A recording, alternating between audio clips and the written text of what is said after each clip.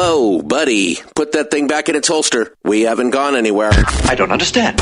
Check out the MichaelDukesShow.com for information on how to get access to the podcast. Welcome to the party, pal.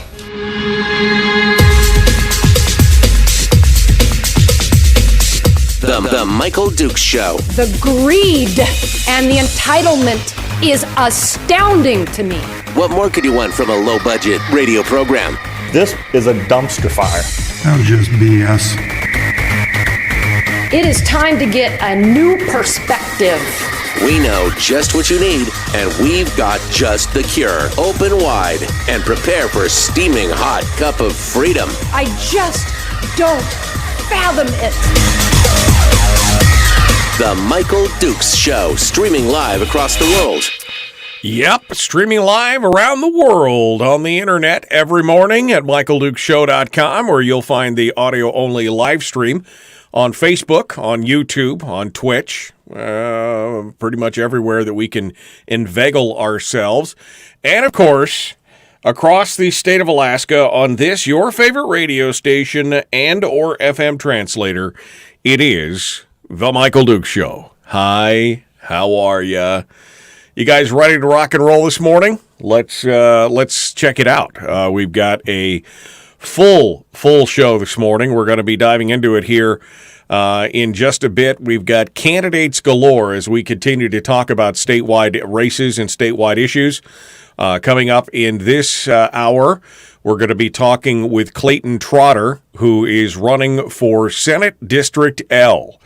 That's a big full seat down in Eagle River, with plenty of opponents, including two current legislators, Kelly Merrick and Ken McCarty, both running for the same seat along with Clayton Trotter and Joe Wright. So we're going to talk a little bit with Clayton about that here in hour one, and we'll kick that off here in just a few moments. In the second hour of today's broadcast, we're going to be talking with Elijah Verhagen, who is running for Senate District R, which is up in the interior. That is the district that's currently being held, the seat currently being held by Click Bishop up in Fairbanks. So an uphill battle for Elijah Verhagen there, as Click is very popular amongst the union labor workforce circles and, of course, with the university and more. But we'll see what Elijah Verhagen has to say in hour two this morning. So full boat of discussions about candidates and opportunities to overturn things that are going on in there. We're going to talk a little bit about that.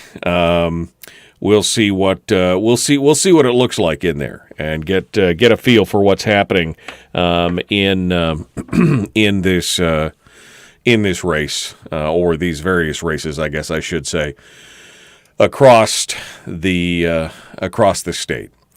A few headlines to start this morning, and there's some interesting ones out there.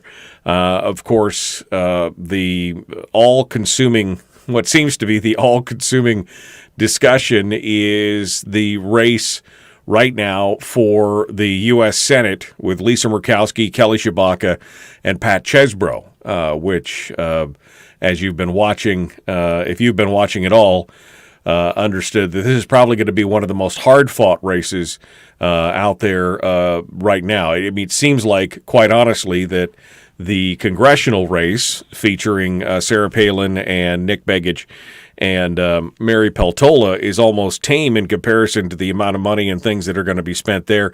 Lisa Murkowski currently sitting with something like $5.4 million in her war chest, plus more PACs out there raising money for her as well. She has got a dedicated following for folks who want to maintain the status quo, whereas Kelly Tshibaka still only has, I think the number was something around the $800,000, I think, with Pat Chesbro bringing up the tail end of the train with only $11,000 in hand right now.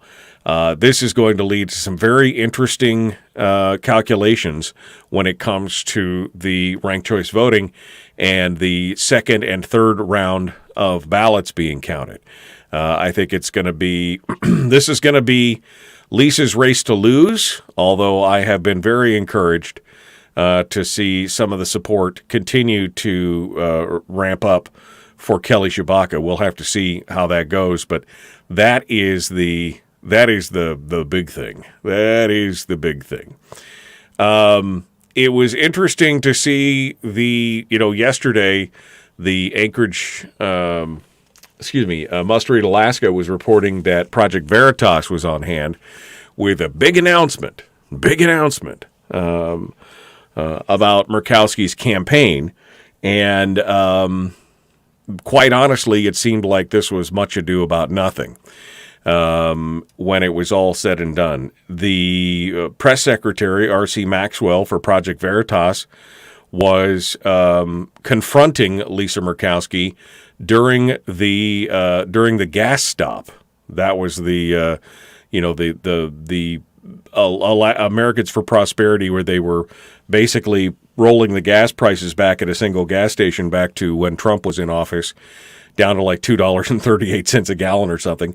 And Murkowski, first of all, she crashes this deal, which was supposed to be, I guess they said nonpartisan.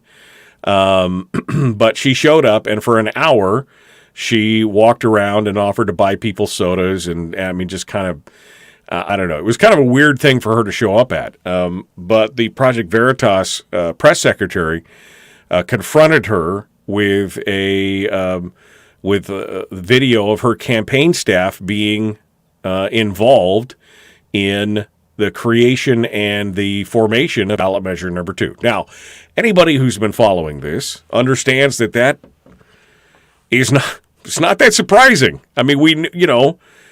First of all, we knew that Scott Kendall was involved, and Scott Kendall has been intimately involved with the campaign for Lisa Murkowski for many years. We also knew that Shay Siegert was part of it as well. He is Murkowski's communication director. He was formerly part of the Ship Creek Group, which is a political. It's kind of a political activist consultancy group that has been going on and been working on liberal campaigns for a lot of different candidates. So this was, this was not necessarily anything new. Now, maybe it's just to me. Maybe it's just to me because I had already done the math on this and figured all this out and seen who was involved and all the players and all that kind of stuff. But it was maybe this is for the more mainstream. It did raise enough recognition that even the ADN had to acknowledge what was going on. It says in the ADN article about the current state of the Senate race from yesterday, at a gas station on Tuesday, Murkowski was nonchalant during a confrontation with a reporter for Project Veritas Action, a right-wing conservative activist group. I'd love that. A right-wing conservative activist group that secretly recorded her campaign staffer speaking about the ballot measure and how it would benefit Murkowski. Several of Murkowski's former and current staff members were involved in drafting and campaigning for the ballot measure. Murkowski's response was, granted, it was a narrow margin, but Alaskans voted for it, and now we're living with it, right? When you want to say who was behind it, it's the people of Alaska when it's an initiative process. No, that's really not what you can say, that it was the people who were behind it. That's a nice parsing of words, Lisa, but that's not what we've been saying, that, Scott Kendall and company were the impetus. And we knew that this was what it was. The ballot measure number 2 was all about getting Lisa Murkowski and Bill Walker back in office. That's what it was all about. That was the whole point of everything, was giving them a path to victory in what looked to be otherwise a very, very difficult road to hoe. And we know that was, so again, maybe it's just because I'm politically plugged in because I'm watching this. Maybe people out there who are not aware of this, maybe this is news for them. Maybe they're shocked. Shocked, I tell you, that Lisa Murkowski had anything to do with ballot measure number 2. And I am all for anything that ties her back to this ballot measure, because then people will remember after November, they'll remember some of the people who have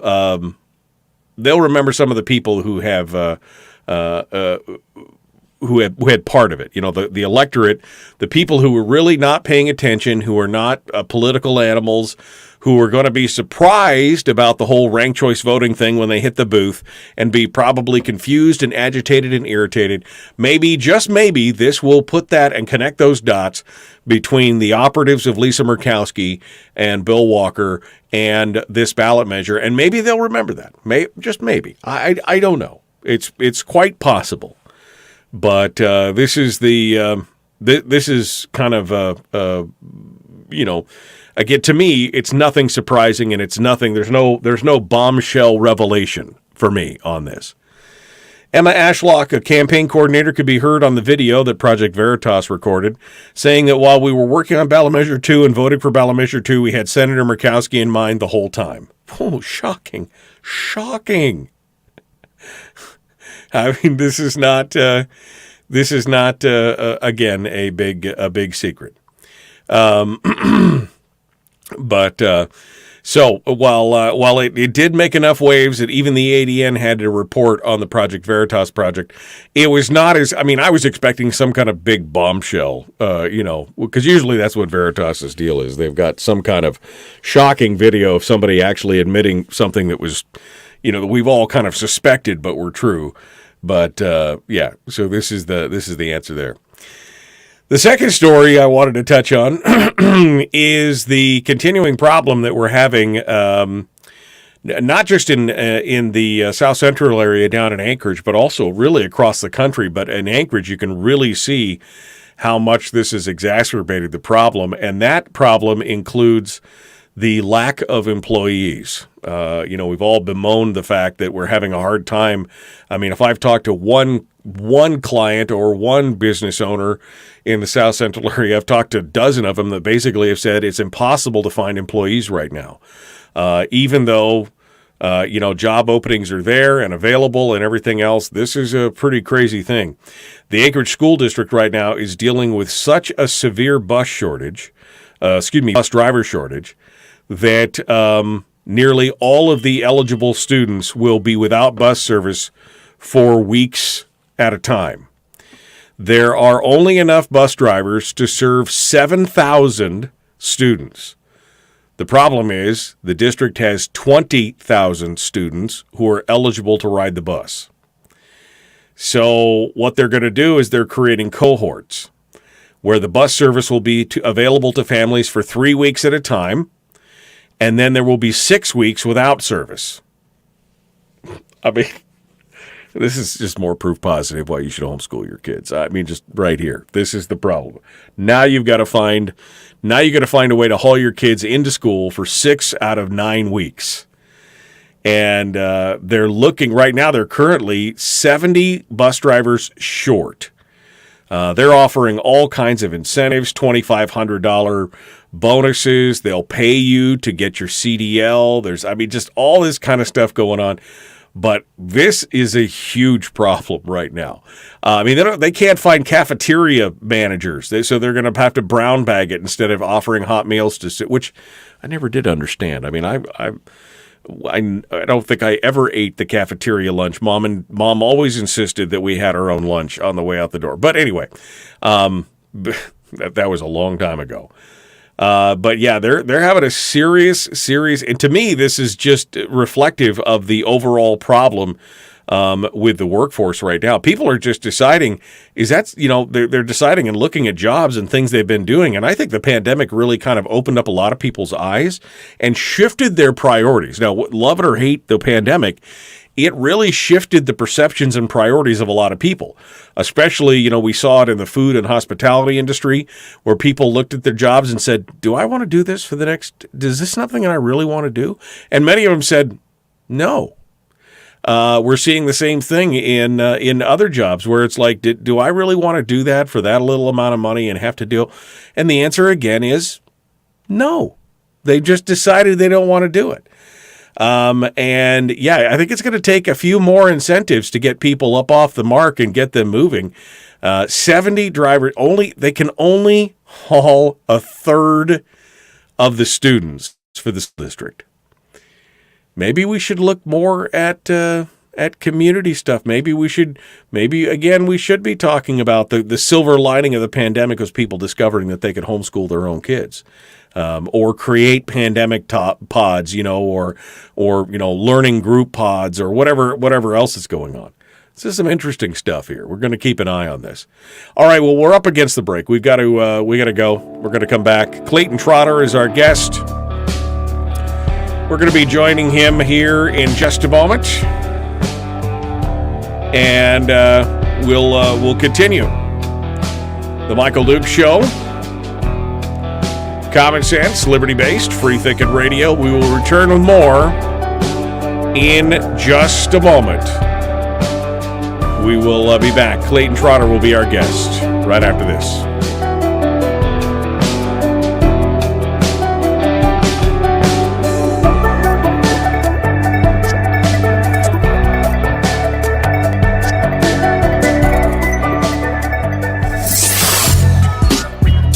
What is that? Common sense. Regularly heard on American radio. Michael Duke Show. Radio. Okay. There we go. Welcome to the program this morning, and I hope you guys are doing well. The Lisa versus Kelly race was featured on the Federalist podcast. It was such a nothing burger, didn't we already know? Yeah, that's kind of what I thought, Angie. I kept waiting for this to be some kind of big, revelation, and I was like, well, we know that. Yeah, is it? We already know about it, but I bet there are many Alaskan voters that didn't know. It said Bill. And that's what I was saying, Bill. Maybe, and it's good to see you, Bill, by the way. I'm glad to see everything worked out, and hope you're on the mend and everything else. But I think maybe it's just that we're so far down in the weeds, this was not a big surprise to us. But for her, or for others, it could be. I'm sorry, I'm getting Clayton on the line here. Okay. We'll see what he's got going on. All right. Good morning. Bus driver shortage is caused by creative pay structure. No one can live on the wage that is paid.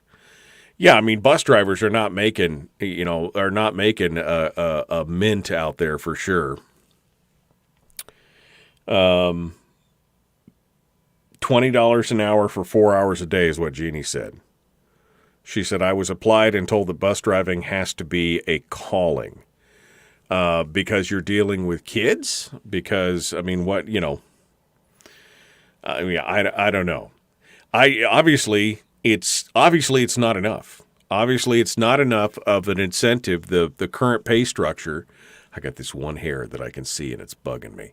It's like sticking straight out. The incentive to do this it's obviously not there. It's not a big enough incentive to do those things. Anecdotes from friends with kids who are looking for work is that they are not getting callbacks or interviews, said Brian. So some of the people have reached out to the school district to offer themselves, and they're not getting callbacks or interviews. Yeah, interesting. Good morning. I have a GFC. It looks like a Kier of school drop-off for the kids. Oh, I'm sorry, Bill. I didn't realize it was the way I read it. I didn't. Anyway, I'm sorry, and I hope everything's okay.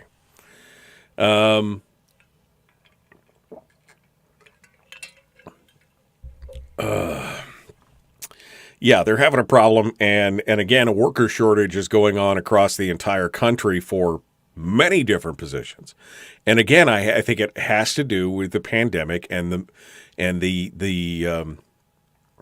mental aspects of the pandemic on people when they, maybe had to face their own mortality, or were given choices, and maybe have been out of work for a period of time, and realized that they wanted to realign their life and everything else. There was a shift. There was a paradigm shift in the mental thoughts about what's going on.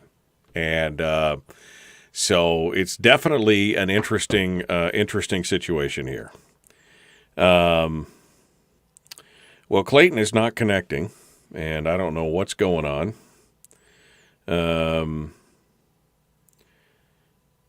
Let's see. How close are we here? We're less than a minute away. I don't know what's going on, but apparently we got an instruction following problem here. Let's just call him up on the phone and see if we can get him going on there. We'll just try this. Hello, Michael. Hello. I'm trying to get. This is Clayton. Hey, Clayton, how are you? I'm well. Trouble. It's not Zoom. It's just the link. You just follow the link, and if the link works, it's great. And then we'll just do it here. Oh, okay. All right. Good. I'll go back to the link. Hold on just a sec. Yeah, you just click the link, Clayton. That's all you do, and it'll take you right to it. And you hit accept, and you do your thing. All right, we're jumping back into it. Here we go. The Michael Duke Show. Common sense, liberty-based, free-thinking radio.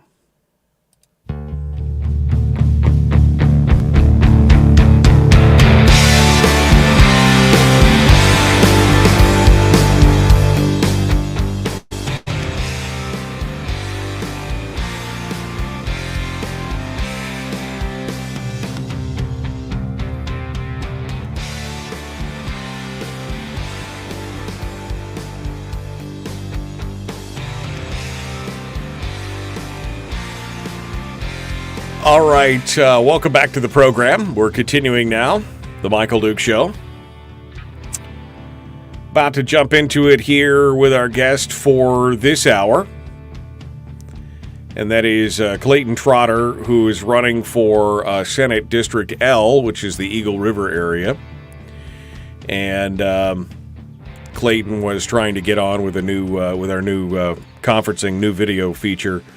But it looks like it's not going to happen. But that's okay, because I got him on the phone, so we'll do it the old-fashioned way. We'll just do it the old-fashioned way on the telephone, and he'll join us right now. Good morning, Clayton. How are you this morning? Clayton. Hello, testing 1, 2, 3. Are you there, Clayton? Testing 1, 2, 3. I can hear you, Clayton. All right. Well, he's obviously set the phone down. He's still trying to get on with the video side of it. Clayton, can you hear me? All right. Well, we'll keep him on in the background here for a second here as we get ready to jump back into it. As I said, the race for Senate District L is a crowded one.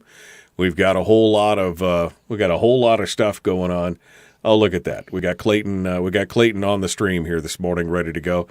Good morning, sir. How are you doing this morning? Can you hear me, Clayton? I'm having trouble hearing you. Just a minute. Can you we'll just go back to the phones if we need to. I can hear you. Oh, you can hear me now. There you go. Okay, good. I can hear you. Are you all ready this morning? I'm as ready as I'll ever be this time in the morning. Okay, good. Well, it's early and we're ready to go. Clayton Trotter, again, running for Senate District L, which is a four-way race. Obviously, the seat that was vacated by Laura Reinbold, with four big candidate names in there, and we're going to kick things off. So, Clayton, tell us a little bit about yourself, and who you are, where you came from. For those that have no idea, tell us a little bit about who you are and where you come from. Well, I was born in Texas in 1950, a long time ago. As a boy, as a Cub Scout, actually, I decided I wanted to move to Alaska. Planned a trip, made a logbook. Always set to come up here, and it only took me 50 years to get here. But I did make it. The last dozen years or so. This is the beginning of my 12th year. I've been teaching at the University of Alaska Anchorage. Mm-hmm. I teach business law, international business law, management hacks on occasion. So I've been, I've been enjoying. We just lost Clayton's, just lost your audio there, sir. Let's try it again here, and I'll just put you on the phone here, and we'll get the audio off the phone here, and we'll move forward. Clayton Trotter was our guest. We're going to continue with him here in just a hot second, and we'll see if we can get him back on the audio. I'm calling you on your phone. There we go. I've got you. There we go. All right. So, you were continuing. You're teaching business law, and that's leading us up to where we are today. Right. And my background includes being the general counsel of a public interest law firm. We take cases free of charge involving private property rights, free enterprise, limited government, and life and family issues, parental rights. I've been doing that since 1983. Okay. So in addition to my teaching, that's kind of my avocation there. That's what you do there. Okay. Well, let's talk for a minute about the aha moment, what I like to call it. This is when I ask candidates, what exactly did you lose your mind and decide that running for office was what you wanted to do? What was the moment where you said, I need to throw my hat in the ring here? What was it? Was it a single thing? Was it a straw that broke the camel's back? Or was it something cumulative? Did somebody, encourage you to run? Were you asked? What was the impetus to get you into this race? I'd have to say two or three things. First of all, one of my sons was killed in Iraq. He was a sergeant in the United States Army. His name was John Byron Croft. So I usually start off with him.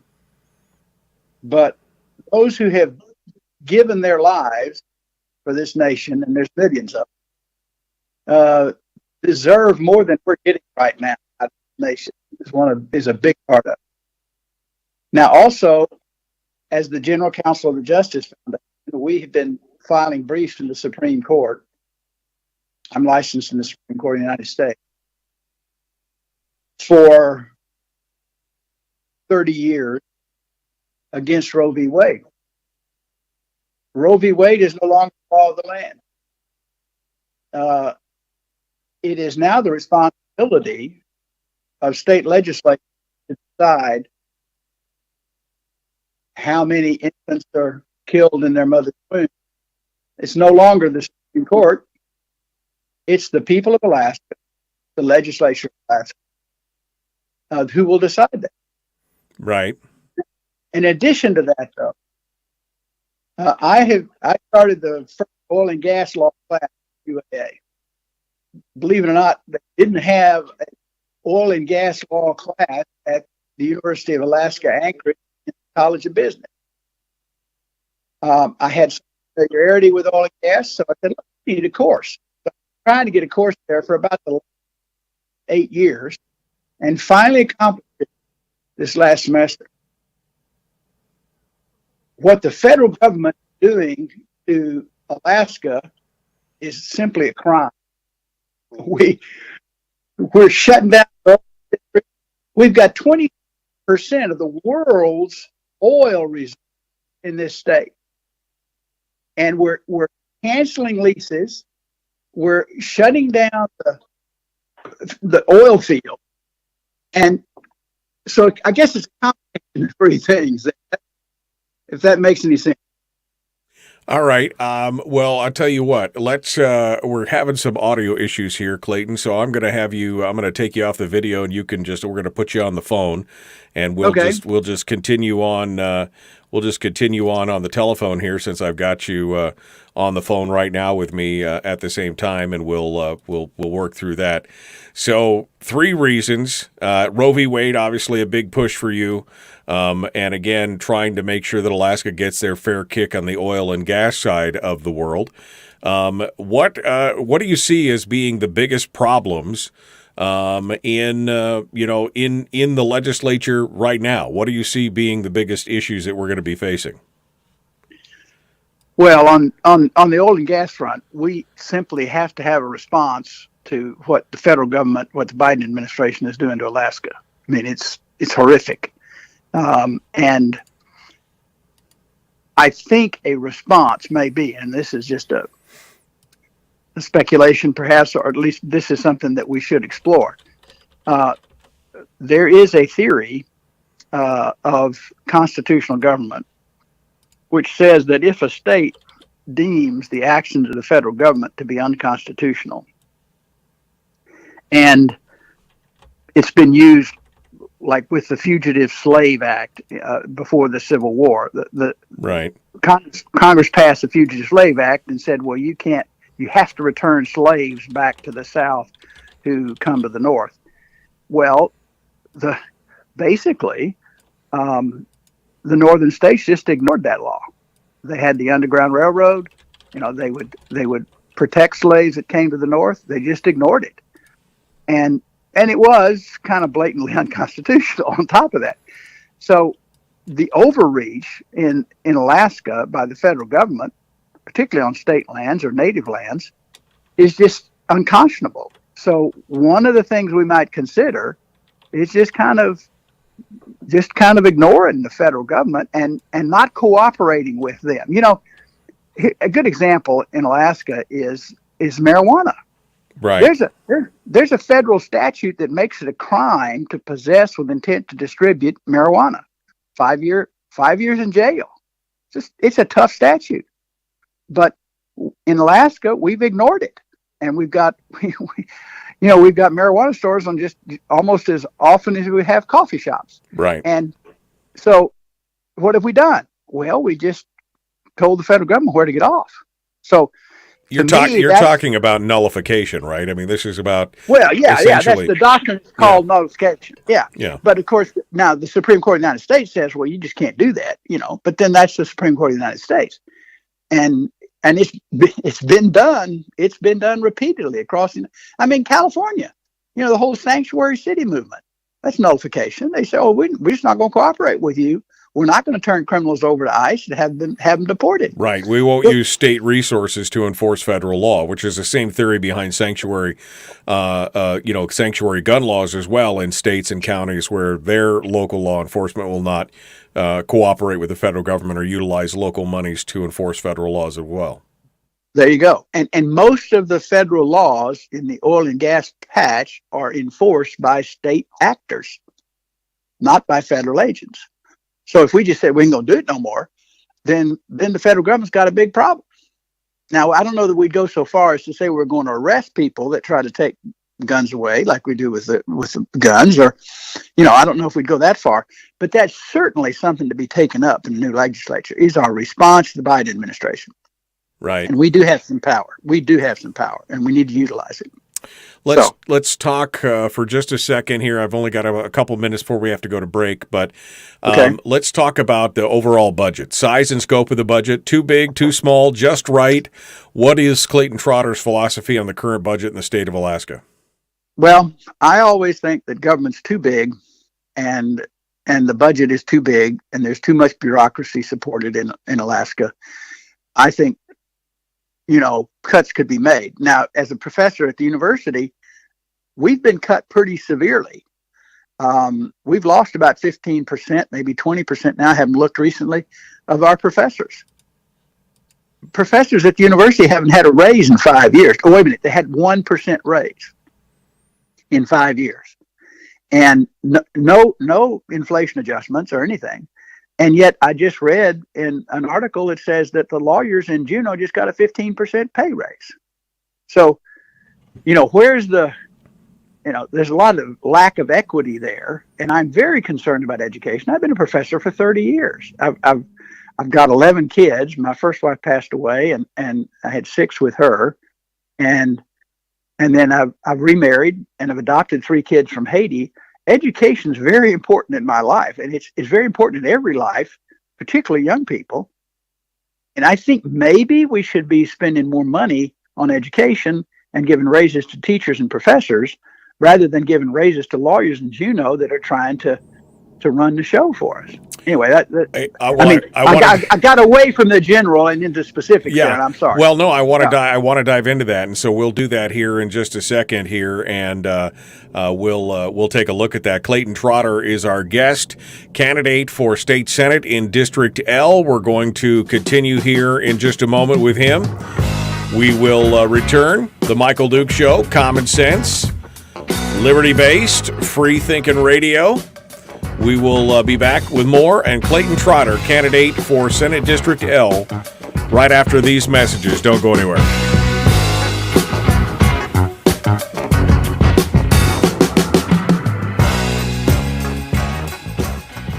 We're broadcasting live through a series of tubes. Allowing all of these entities to provide streaming stuff going on the internet. Well, it's kind of hard to explain. Sorry. Streaming live every weekday morning on Facebook Live and MichaelDukesShow.com. All right, we're in the break right now. Clayton Trotter is our guest, and somebody made a comment about your accent, Clayton. Obviously, you're a transplant to Alaska, but you bring a lifelong love for Alaska to the table here, right? I mean, you decided when you were a Cub Scout you wanted to come here. Yeah, I was 11 years old. I still got the logbook. I made it up. It's got plywood cover, and I put a map of Alaska and the state bird and the state flag, and I planned a trip. And back then it would only cost me $275 of gasoline to come up when I was 1961, but that's a little different now. And but no, I just love Alaska. I just fell in love with it when I was a kid. Of course, that was right after it became a state, and right.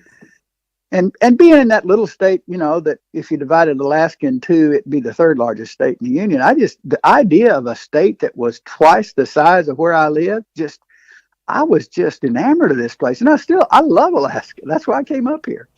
And I can't do much about the accent. I apologize. It's, but that's my background. It is. It is what it is. That's for sure. It is what it is. Yeah. What do you think? What do you think of the possibility? I know you talked about Roe v. Wade and that decision and protecting the unborn.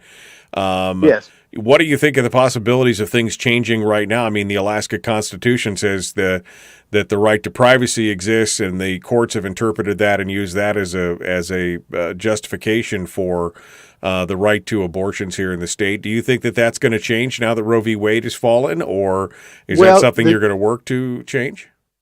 Well, yes. I first of all, if you read the right to privacy, it specifically says the legislature shall determine the parameters. That's not the word they use in the Constitution, but the legislature of Alaska shall determine what that right to privacy means, not the courts. The legislature constitutionally has not only the right, but the duty to interpret that. Now, if you read carefully the cases in the Alaska courts where they said, well, we got this right to privacy, it includes abortion, they founded and grounded their decision in Roe v. Wade. They basically said, we don't have a choice. We've got to find a right to abortion in the Alaska Constitution because, well, we can't do anything about it anyway. Because the Supreme Court of the United States. Well, the Supreme Court of the United States is no longer a player in this. It's the people of Alaska and the Alaska courts. And if the legislature defines the right to privacy basically any way it wants to, then the courts pretty much have to go along with it. Now, I have a pet peeve about the courts in Alaska that I don't want to get into right off the bat unless you want me to. But anyway. Well, feel free. I got 3 minutes here of the commercial break. Okay. We're still talking with Facebook here, so feel free to share your pet peeve quickly here. Okay. My pet peeve is that in Alaska, the courts are an arm of the Bar Association. You have 7 members of the commission that decides who the nominees are to the governor for the courts of for the Supreme Court of Alaska. And 4 votes, 3 lawyers elected from the Bar Association, and the Chief Justice of the court are a majority on that commission or the committee, whatever it is. And so the courts run the judiciary, not the other way around. Lawyers are supposed to be subject to the judiciary. The judiciary is not supposed to be subject to the lawyers. And I don't know of any state that has a system that actually works out this way. Now, I think probably what we should do is go to the federal model and let the governor nominate whoever he sees fit, send it to the legislature, and appoint somebody to be, at the Supreme Court and the other courts. But we've got the fox in charge of the hen house, guys. I mean, the lawyers are running the courts. That's not wise. That's a private organization handling the judiciary for all of us Alaskans. And I don't think they've done a very good job of handling it myself. Now, thankfully, I'm not a member of the Bar of Alaska. I intentionally didn't join the bar here. I didn't want to practice law when I came up here. I wanted just to be able to teach. But that's one of my pet peeves. We need to do something about that judicial selection process. Yeah, I mean, it's called the Missouri Plan, and Missouri doesn't even use it anymore. In fact, I think we're one of the few states that even uses it anymore. So definitely definitely need to discuss it for sure.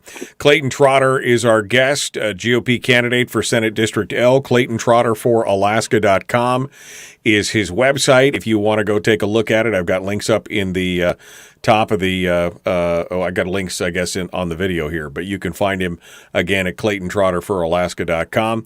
We're going to continue here and kick things off. We're about 20 seconds out from rejoining the radio. Do me a favor, please like and share the video. Please like and follow the show page, and let's get things going on, shall we? Make sure you subscribe and ring the board on YouTube. Ring the bell, rather, on YouTube.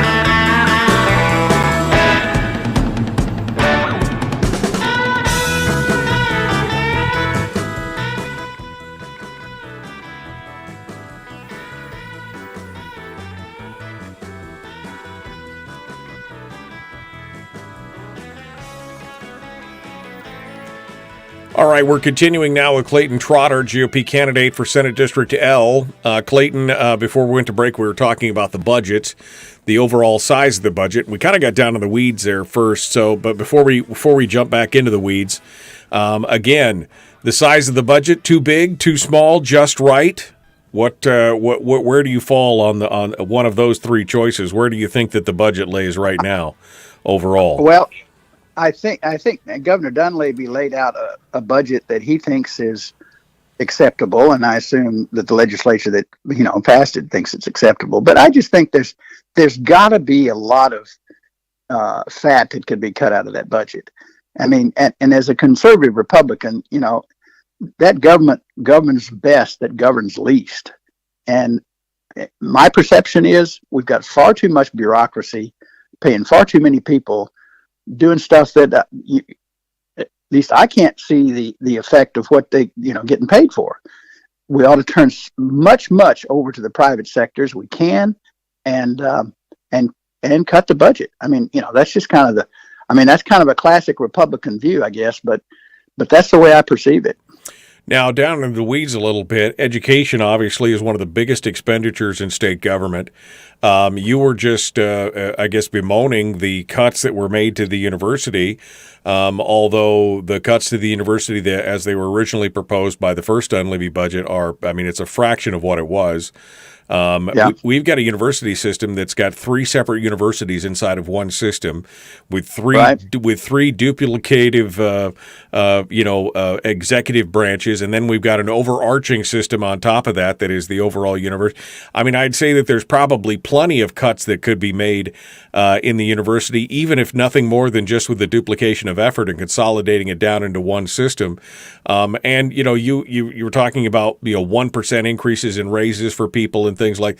But I mean, there's many people in the private sector who haven't received a raise in many years. I have not received a raise in many years. So I guess, what about cutting into and creating and fixing the duplicative effort there at the university, or the 53 separate K-12 school districts that are all basically duplicating each other and talking about consolidate? I mean, there's ways to make this thing work. Yeah, yes, I agree, and I don't agree with absolutely everything you said, but certainly there's ways to make things work. One of the things I think, and this is just again my business approach to things, is we need to allow for competition in education. We've got this huge bureaucracy at the University of Alaska based, we call it statewide. Right. And they've been adding people, while professors, because professors can vote with their feet too. And a lot of them have, something like 20% have left and gone other places because they don't have to hang around. And we've lost about 20% of our students at UAA too. And what we're doing is slowly strangling the operative part of the education, the students and the teachers, right, or the professors and the students. But we're feeding that bureaucracy more and more. They've added positions with fewer people to manage, quote unquote. So there's a lot of things that could be done there. But I think really restoring competition to education is the key to this. And the Supreme Court, again, has just recently said that you can have a system where you can support all kinds of schools, and private schools and public schools. And I personally think the best way to go is to have the education dollars go to the parents, and then let the parents choose the school they want to send their kids to. So you're talking about like backpack education, where the money follows the student versus following the school, and they can decide where they want to put it. I'm interested because you're right. I think what you're talking about, the growth of the administrative side, the growth of the infrastructure, with yet a decline in the student base and dollars actually trickling down to the classroom. I think that's a prime example. I'm more interested though to find out what you found disagreeable in my previous statement, where you said you disagreed with me. I'm curious as to say what part of that did you disagree with. Well, I think we ought to fund education. I think we ought to fund teachers and students. Well, not bureaucracy. We're funding education. We're funding education to the tune of $17,000 for every student in the state of Alaska. I know. So how much more? No. I'm not trying to justify that. Don't get me wrong. How much more money do we need? I guess is my question. If you're saying we should fund, I would say we are funding. No. But we're funding it the wrong way. We don't need to spend more money. Yeah, we don't need to spend more money. No. What I was saying is, what we need to do is cut out the administrative fat and focus on getting educational resources to students. If we had a system, some people call it a voucher system. I can remember when I had my first 6 children in a public school in another state, and they were talking about doing this. I would have loved, at that time it was $8,000 a student, and I had 6. So that would be 6 times 8 is 48. I can do a little math. And I would have loved to have gone into the principal's office at the school and said, look, I got $48,000 here that comes to my family and my children. What are you going to do for my children for this $48,000? Instead of sending the money directly to a bureaucracy that makes sure that they spend the money, but not necessarily to the best benefit of the children. It's called competition. Right. And that's what I'd like to see. It's absolutely crazy that we spend $17,000 a year on education per student, and we're the bottom of the system. Right. What's wrong with that picture? It's crazy. No, and I think that was back to my point of saying, looking at the overhead, looking at the administrations and the infrastructure and the lopsided expenditures where all the money's being consumed by the administrative costs and everything else rather than trickling down into the classroom. 53 separate school districts, all with duplicative administrative processes and everything else. Why couldn't we consolidate some of those down and save some of those monies and make it simpler in that regard? Right. Well, I would go along with that, except I don't want to see more bureaucracy, because if you consolidate, you get more bureaucracy. Well, no, if you're duplicating, if you've got 53 if you've got 53 superintendents and 53 HR directors and 53 whereas even if you cut it down by half and consolidated a few of those things, then you've got one school district that has more students in it and more handles more students than most of the other districts and most of the other districts combined. We've got some problems. You know what I mean? Yes. But see, I guess what I'm saying is, if you had a one-room schoolhouse like they used to have across the United States, and you had a teacher and the local parents who decided, which teacher and their kids were getting an education because the parents were involved. That's a model that doesn't have a whole lot of overhead. Right. But I don't think anybody's suggesting that at this point. But I definitely understand your thought on that. Okay, so we're coming down to the end here. I wanted to touch on the PFD real quick. Your position on the PFD, statutory, leftover. Where do you stand on the PFD? Well, I guess I got to start back with what started the PFD. What they did when they formed Alaska was they stripped the subsurface rights from the surface rights all across Alaska. And so basically they took all the private property rights that normally under a common law system would belong to the owner of the land. Right. And they took it and said, okay, now that's a state interest, quote unquote, and it belongs to the state, but we're going to manage it for everybody that would have had an interest in those subsurface rights. And so first of all, the PFD is not welfare. Right. It's not. It is a royalty interest. Right. That's why they call it a dividend. Right. It's because the oil and gas belongs to the people, right. if you will. Now, if you have a statute, I mean, I'm enough of a lawyer that I used to think that if you had a statute that determined how you're going to allocate resources, whatever it is, but particularly for the PFD, and that, I mean, Walker just scratched through the statute. Right. He cut it in half because he just wanted to, and then this court system we have upheld that. You don't scratch through statutes. I mean, I'd love to scratch through the speed limit statute every time I'm driving down the highway. So, well, I'm not going to follow that 70-mile-an-hour speed limit or that 65-mile-an-hour speed limit. But that's not the way it works. That's not the rule of law. That's lawlessness. So what you're saying is and I hate to cut you short here, but we're running out of time. No, that's all right. What you're saying is hashtag follow the damn law, essentially. Exactly. Clayton, I'm going to... And one more thing I'd say, if I could, is that not only should they pay the full PFD, they ought to pay interest on the unpaid principal balance of the PFD. For what they did not distribute to the people, because that's still the people's money.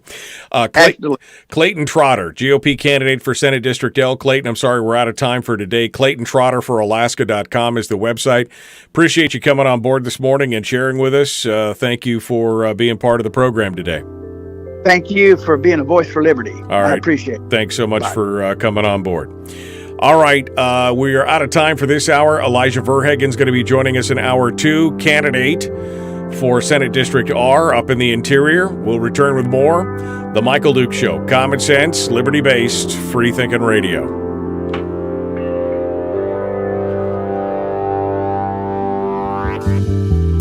All right, I've still got Clayton here on the phone.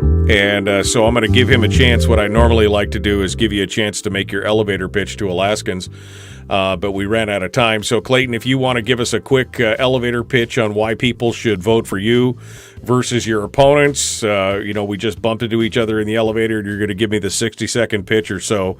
I know you're a lawyer, so that's hard to hold it all into 60 seconds. And a professor. And a professor, yeah, so that's like double whammy here. Give me your elevator pitch on why people should be voting for Clayton Trotter in Senate District L. Okay, number one, the motto of my campaign is "In God We Trust." I borrowed that from another organization, and faith, family, and freedom is for the future of Alaska. That's again a phrase I like to use, but I am a conservative legal mind, if you will. I've been doing conservative legal matters for 30 years or more. And I've always been a conservative. I was a Republican when I was 14, okay? And not a liberal Republican. And so there is no legal voice in the Senate of Alaska that's conservative. And the law department up there, I got news for you. All those lawyers up there are generally not conservatives, okay? And so I think we need a voice that believes in life, liberty, and property, and the Second Amendment to be an advocate for the people of Alaska from Senate District here, District L, in the Alaska Senate, and I can be that voice. All right. Clayton Trotter for Alaska.com, again, is the website. Clayton, thank you for coming on board this morning. We appreciate you sharing with us.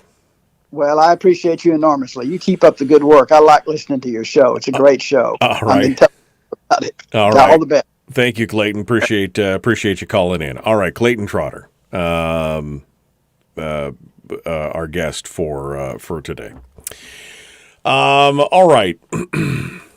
Well, interesting conversation. Again, I think that definitely need to clarify and quantify the cuts specifically to education that we were talking about earlier. Clayton is, again, going to be in a four-way race for that Senate District L. That's formerly Laura Reinbold's seat. He's got two sitting representatives who are running for that seat as well, Ken McCarty and Kelly Merrick, as well as Republican candidate Joe Wright. So 4 Republicans vying for the same seat. It's going to be an interesting showdown there. Definitely interesting to see what happens as we go forward. All right, Elijah Verhagen is going to be joining us here in just a hot second, and we'll be jumping in with him here in just a moment. I'll just say ready when you are, and we'll get him loaded into the chat here and into the video of the show. Feel free to make sure to like and subscribe, like and share, do all the things that the YouTube things and the Facebook things and the Twitch things to make sure that you get notifications whenever we go live every morning. And we'll see it. No, Laura is not coming back. Laura Reinbold did not file for that seat, and she is not coming back for this go-around. So mistakes aren't going to make themselves. Merrick has burned bridges in Eagle River. Yeah, no, Merrick is not going to win. I don't think Merrick will win. She definitely has ruffled some feathers. She's been censured by the committees. I think she's going to have a very, very hard time in that district. Now, she will have probably the largest amount of money because she will have, she'll have the unions and everything else behind her. But I think it's going to be a very, very tough time for sure. I see Elijah Verhagen has joined the green room, and he's ready to jump into this. So we're going to dive into that here in just a moment and get ready to check in with him. Let me just get the audio set up here just to make sure that we're here. You with us here, Elijah? Yes. Hi. Good morning. Good morning. Yeah, I can hear you. You sound good. Thanks for coming on board. We're going to, in fact, I'm going to turn you down just a little bit because I can hear you loud and clear, and we'll be ready to jump into this.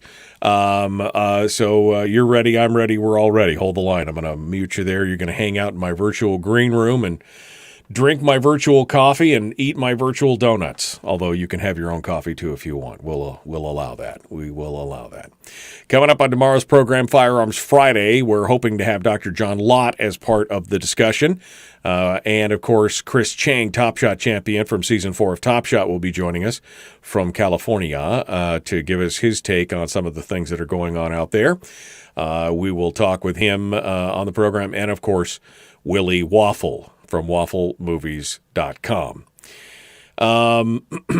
I knew that, let's see, it was perfectly legal. I'm just looking at Randy's comment here. It was perfectly legal for Bill Walker to veto half the PFD. In that year, there was a $4 billion deficit due to the crash in price of oil. Knew he was committing political suicide, but he did it anyway, as to provide cover for the timid legislature so they could pass SB 26. They had passed SB 26 already at that point, and that was the problem.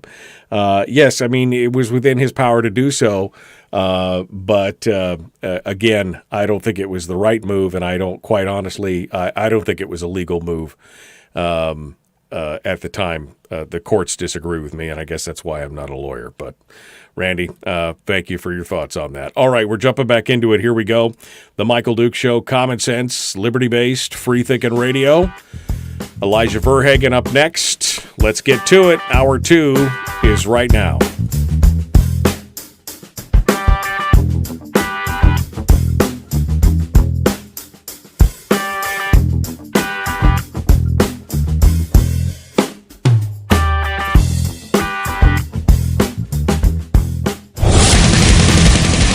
Whoa, buddy. Put that thing back in its holster. We haven't gone anywhere. I don't understand. Check out the MichaelDukesShow.com for information on how to get access to the podcast. Welcome to the party, pal.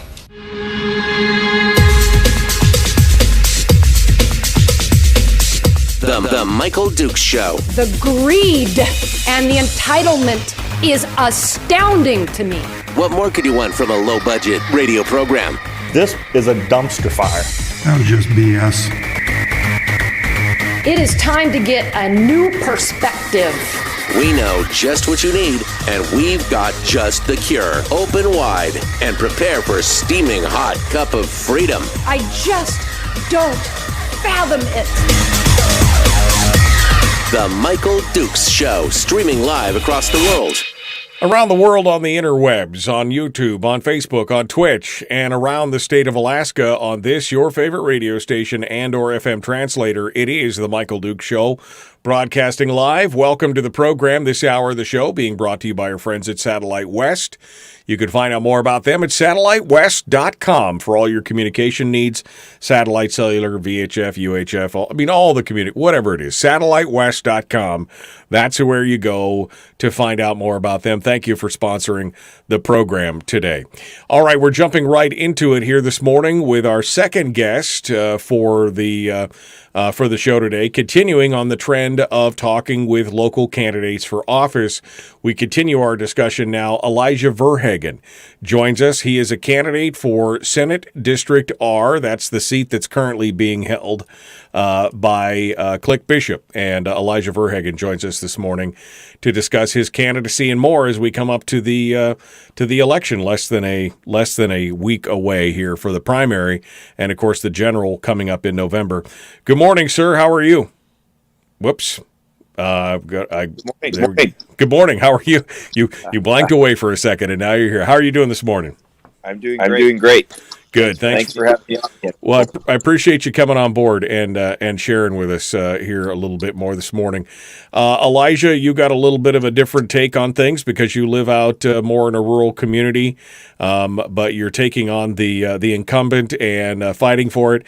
Give us a little bit of your background and why you decided that now was the time to run for this specific office at this specific time. Sure. So I've been born and raised in Hannah. I've lived here in Fairbanks for years growing up.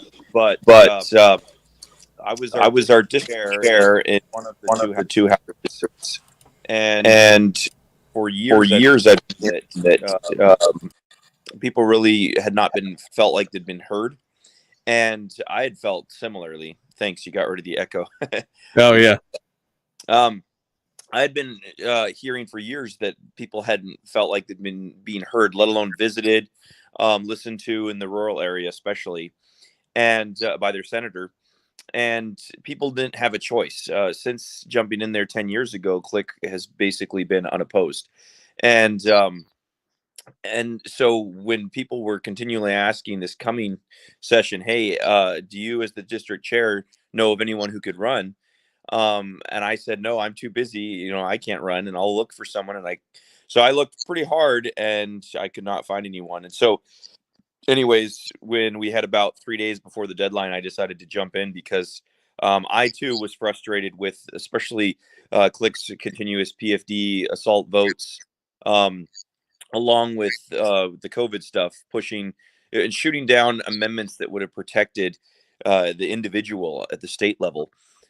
From getting the jab just to go to work. And so that, and there were several other things that our district had unanimously censured Click Bishop on. So anyways, I decided to jump in, talk to my wife about it. And she surprised me because before she was like, that was a lot of work and very hard 2 years ago. Don't do that ever again. And so anyways, I was grateful when she was like, hey, I feel like people need a choice. You should do this. So anyways, I got in, a few hours before the deadline on June 1st. So as far as the race right now, it's, I think, going really good. I'm excited for Tuesday and the primary election results. I've been running around, getting as much done and getting to as many places as possible. I've been trying to reach some of the rural areas and at the same time focus on the downtown, or not the downtown, the Fairbanks part of my district, which is District 35, University West, Chena Ridge, Sheep Creek, Cheetah Pump Road in Fairbanks, Airport, and Geist Road. So those areas, if you're listening and you live in those areas, that's my Senate district. And I sent out, you should be getting mailers today or tomorrow. I've sent out almost 2,000 mailers to all the Republicans in that district, because I'm really trying to get the voter turnout in that district, which is the more urban district. And I have a little bit less name recognition in that area. And so those mailers should be arriving today. But at the same time, I've been visiting the villages. I flew up to Fort Yukon, which is about 500-600 people. Met with the chief up there, met with a lot of city employees and other people on the street, door knocked, and that went really well. Those people up there felt very not heard for the longest time, and good people, Well, yeah, because when was the last time they saw their senator up there in Fort Yukon? I mean, I guess that was my question. Yeah, and that was a lot of people had said the same thing. There was no sign of click up there. They said, we don't know when the last time he's been up here. People never care. They never show up. So thank you so much for coming. Want to be on our radio program. So I was on, the radio program broadcast to a lot of the other surrounding villages, which I'm going to be doing my best to reach. And so that was great. Those people really need the full PFD, the statutory PFD, and Click's votes against that just really hurt them. I filled up my friend's truck who let me use it up there. It was $9.64 a gallon up in Fort Yukon for fuel. And then I went to the store and was getting some lunch, and the store there, $8.99 for a half gallon of milk. So, it's just crazy. The inflation up there too is way worse than it even is here, in the cities. And I really feel for them. And so they need the full PFD. They were excited to hear that, there's a candidate running that supports them. They've been told for 2 years they can't fish. There's only a little window that they're opening up at the end of August for them to fish for chum. They haven't been able to get kings for years. And that's, they can't just jump in the car and run to Chitna or Kasilof or Kenai. And so that's subsistence. That's what, they live off of. And they've been told no for 2 summers now in a row. And that's really hurting them. So that's, another big thing I'm going to be fighting for them. When last night I had some good news, but last night I was on a District 35 Zoom meeting, and we had about 16 participants, and me and Senator Bishop were on there. We both gave our spiel. We answered questions from the group, and in the end, I got endorsed 11-1 that's my Fairbanks district. So now I'm unanimously endorsed by House 36 Republicans and 11-1 in District 35. So I'm really grateful for that. I've also gotten endorsed about almost a month ago now by the state Republican SEC State Central Committee. So I am very honored and grateful. Click doesn't have any of those endorsements. And so, yeah, I'm really excited to see how Tuesday goes. And he doesn't have any of those endorsements, and in fact, he's got a censure from the committees as well. So, I mean, I think that's good. What I find interesting about your district, Elijah, is that it is the dichotomy of the rural and the urban. I mean, you've got some very, very rural areas, and as you pointed out, University West in Fairbanks, one of the denser areas, and of course, pretty heavily swinging towards the university. So there's some a lot of moderate Republicans and Democrats in that area as well. What are you hearing? And what I'm really interested in is what you're hearing in the urban versus rural. You just mentioned being up in Fort Yukon, where the PFD was obviously a huge issue because, I mean, that's a big chunk of their annual cash income, not barter or anything else. It's one of the things that gets them through, versus things like in University West, where maybe they could afford not to get that as much as somebody in the rural. So give me a little bit of a feel for what you're hearing from your constituency in the various demographic areas. Sure. So yes, very. There's a few, intersecting, but most of them are different concerns and different worries, etc. The people in the urban areas, particularly, they are more excited to see a candidate that gives them a conservative choice and is fired up about things like being pro-life. I'm very pro-life. My opponent is not. I'm not saying he's not pro-life, but he's not very pro-life. He shot down an amendment that would have prohibited Medicaid funding that went to abortion that Senator Rob Myers had on the Senate floor. That's not very conservative as far as pro-life, in my opinion. I've been hearing things like the binding caucus. People are frustrated in District 35 that as soon as their legislator gets elected, oftentimes they'll go right down there and they'll join a binding caucus and then basically give up the will or the freedom to vote the way they feel if it goes against the ruling of the chair or on the budget. That was a big topic last night in our District 35 meeting, and Click said, "I like the binding caucus." He's like, "I've been in both, and I like it. Gives you more control." And the guy that asked him that was not happy because he really cannot stand the binding caucus, and that was the wrong answer to say. Oh, I love it. It gives us more control. Of course it does, and that's the problem. Is people get elected, and then they go there and they get control right away, give up their control of the constituency that just elected them to the Senate president or the handful of people that run the show, and. So yeah, he didn't score any brownie points when he said that. The vaccine mandates, I'd say a lot of District 35 is not really against, the vaccine per se, but they are against being told what to do by the government, the conservative group out there. And that's the same thing with me. I don't really have anything against vaccines, but when the government says I shall do anything, I'm going to resist, know, and, especially with these mandates that, were not actually passed by the legislature or anything like that. And so we talked about that yesterday. And it was pretty surprising when one of two different people on the call asked Senator Bishop about his votes on the vaccine mandates. And he kind of sidestepped them and said, I didn't want to tell private businesses that they couldn't tell their employees they had to get the jab or they couldn't work.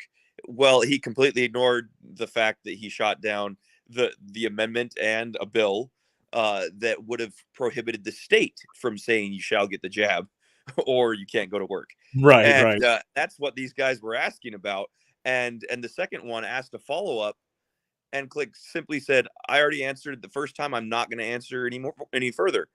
And here we all are on committee and, discussing this. And he says, really? Wow. Like, you're just not even going to answer? And Click's like, nope, I'm done. I've already said what I was going to say. And he, the constituent was just shocked. And we were all shocked on the committee. I was just like, okay, so we're not answering questions, huh? And so when it was my turn, I was like, you can ask me any questions you want and I'll answer. And I got some tough ones, but at the same time, I was just very surprised that, I've already said enough. I'm not answering anymore, right to a constituent in our committee. So anyways, that was interesting. I've been hearing people talk about, in this district, the university, a lot of the moderates and, on the other side too, the left, they want, of course, the university to thrive. I'm a UAF graduate. I graduated, with a construction management degree and a political science degree. I hate when our kids choose to go outside because, they don't feel like they can get the education they want in the state. And so I support our universities. However, I told one of the people that I was talking with yesterday that as much as I support the universities, I'm going to do what I can to help them. That doesn't mean that I'm going to promise to give them, excess money, because Right. as a fiscal conservative, um, I believe that they should be doing what they can to continue to work to not be so dependent on the state for funding. They get federal funding, they raise their own money, and there's not a problem with us funding them partially, or some of it, but still we've been funding them very well, in my opinion, for quite some time. And the last thing I'm going to promise is to be funding them even more. And that's what some people have been wanting me to promise. And I'm like, no, I'll look at it. I'll see what we can afford responsibly, and then we'll go from there. That doesn't mean that I'm anti-university. Yeah.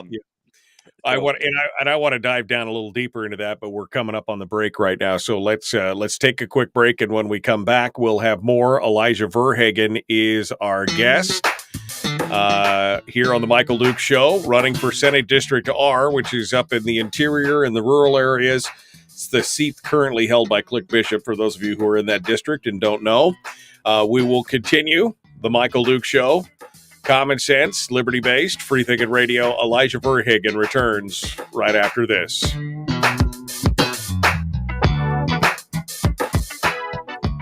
If you missed the show, you can listen to it on your time with Dukes On Demand.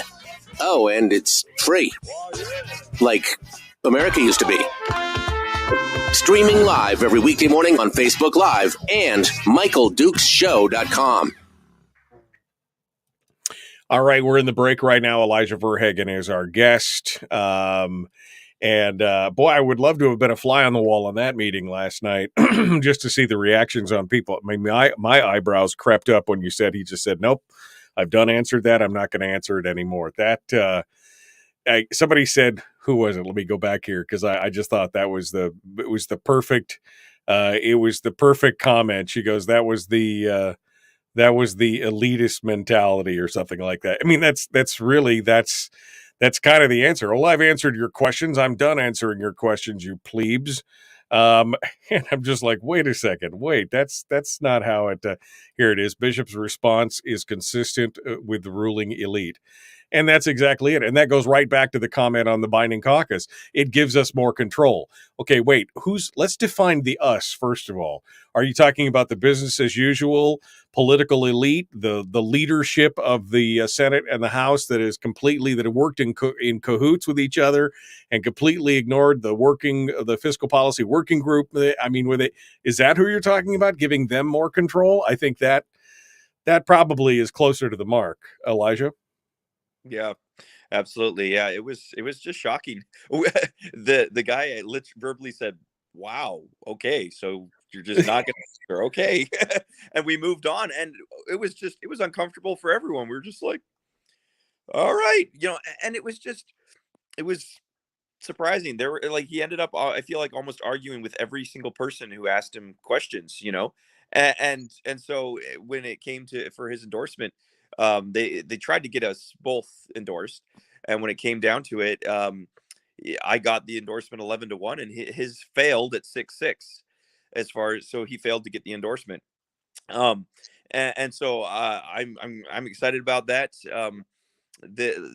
After everything was all done, unfortunately, one of the people that voted against him being on there, they were in the email invitation from the chair and everything, but apparently they'd recently switched their registration to not being in an R right now because they're kind of frustrated, and therefore now they're going to have a revote, and so he might squeak by with a 5-6 vote, or 6-5 vote with an endorsement, but at the same time, we'll see what happens there. But as of right now, he failed to get the endorsement, and it serves, I don't know, when you blatantly ignore your own constituents and say, I'm done, I'm not going to answer that anymore. I don't know. You're going to have consequences, and you're going to have people frustrated at you.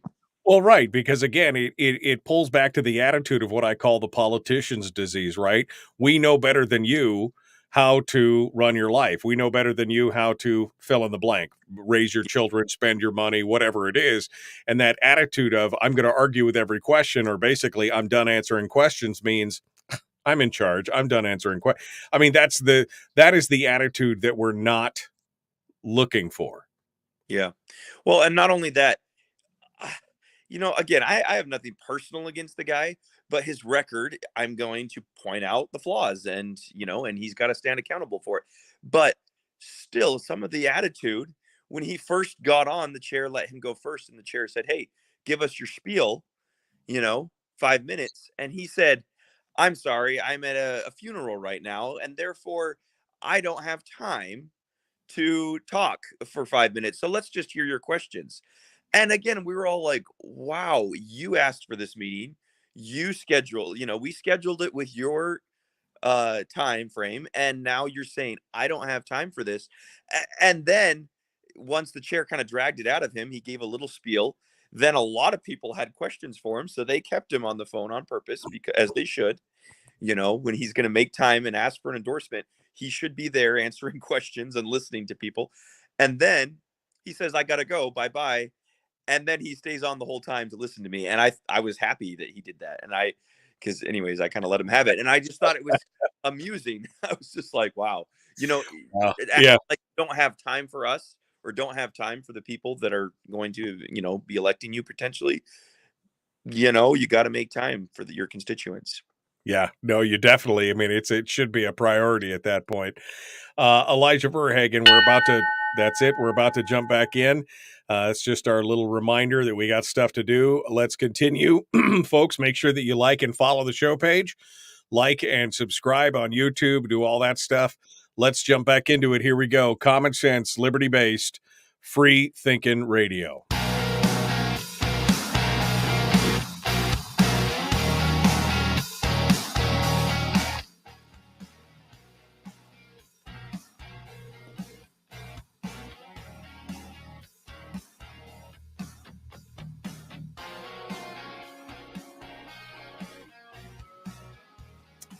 All right, we're back now. Elijah Verhagen is our guest, candidate for Senate District R, which used to be Senate District A, up in the interior. They flipped everything around. I'm still trying to learn all the new district seats right now. Every 10 years, they throw me into a kerfluffle.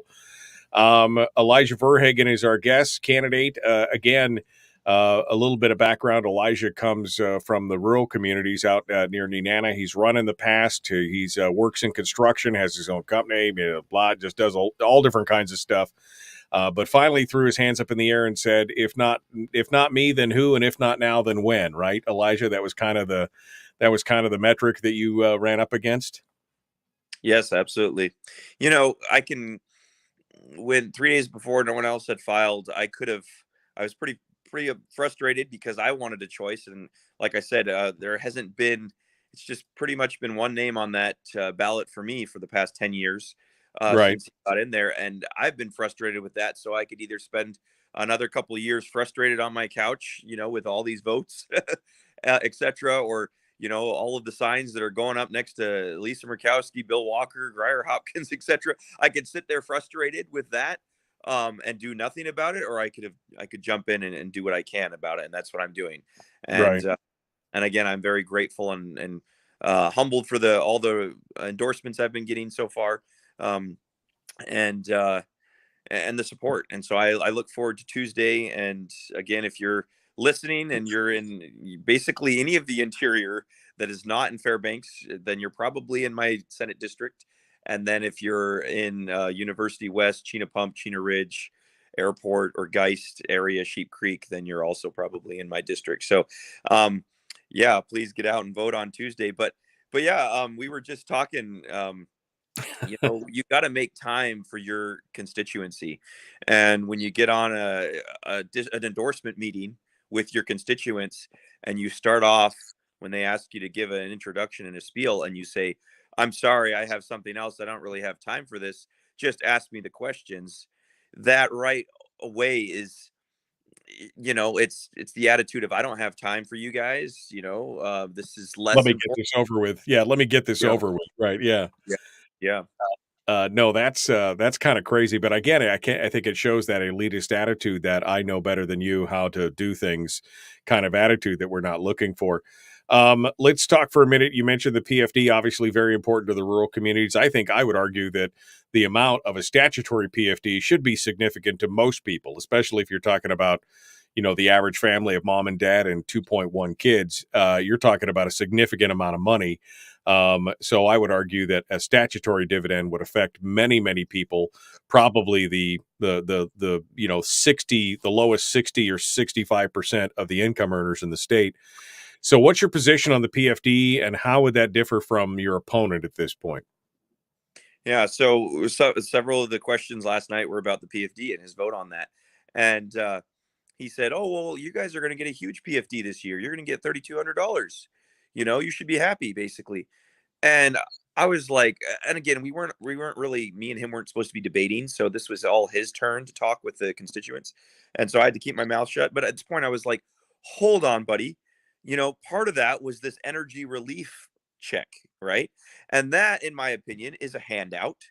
It doesn't mean that right now, with the crazy inflation and everything else, it's definitely needed. But at the same time, I would have been against an energy relief check because that is a handout, and I would have been just pushing the full statutory PFD because Which would that have is been even more. Yeah, it would have been even more than what they're giving us, right? exactly, and it would have been even more, and it would have been a dividend and the people's share. It would not have been a handout. So some of them, they have this attitude: "Oh, I cannot give the people their money, so I'm going to give out a handout to." Get some votes and, call it something else because I do not want to give them the full PFD amount. And that is wrong. That's so frustrating. So I'll say it again. If the statutory PFD formula has to change, it should come from a vote of the people because everyone has a share. What other kind of money, in your care do other people get to vote on and how they use it instead of you, or Right. without your say? And therefore, if it changes, it should be coming from a vote statewide of the people on a ballot or something. Shall we change the formula instead of this blatant, not following the law ever since 2016? Ever since Right. Just the ignoring law the was dropped statute. in half. Yep. Yeah. Just ignoring the statute, which leads us to SB 26, which is the POMV formula, which puts it at direct odds with another statute. I mean, the legislature passes one statute in direct conflict with one that's currently on the books without removing the first one, which because they knew that was the political third rail at the time. And yet we still got these two conflicting laws on the books. What about a repeal? And the problem with the POMV also is that it doesn't have the guide rails that the statutory formula has on it for market flow. So if the market goes up or down, the dividend is commensurate with that. A POMV is just a flat percentage no matter what the market's doing. And it has the possibility of eating into the corpus and doing some real bad things in the long run. So what's your thoughts on repealing SB 26? Yeah, so good question. So when they were passing SB 26, I testified against it.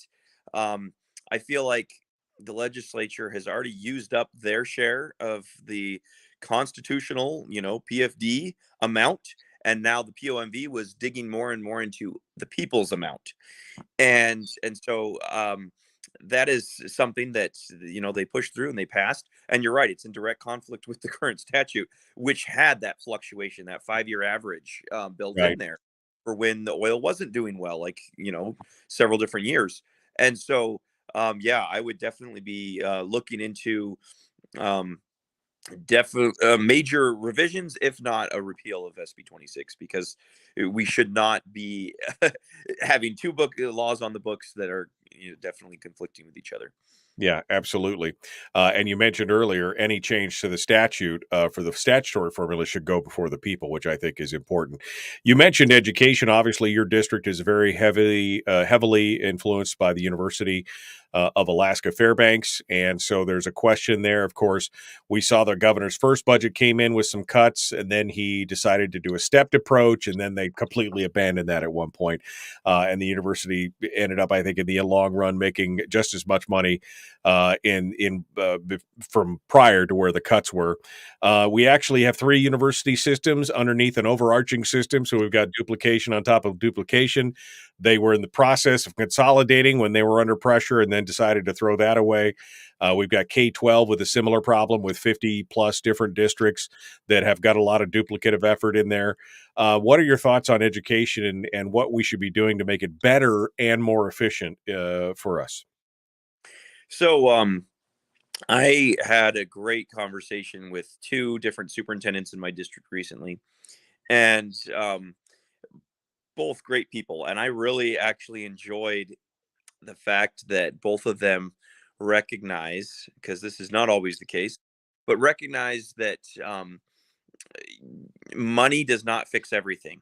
We need to fix other problems before we just keep dumping money into a boat with holes in it, I guess.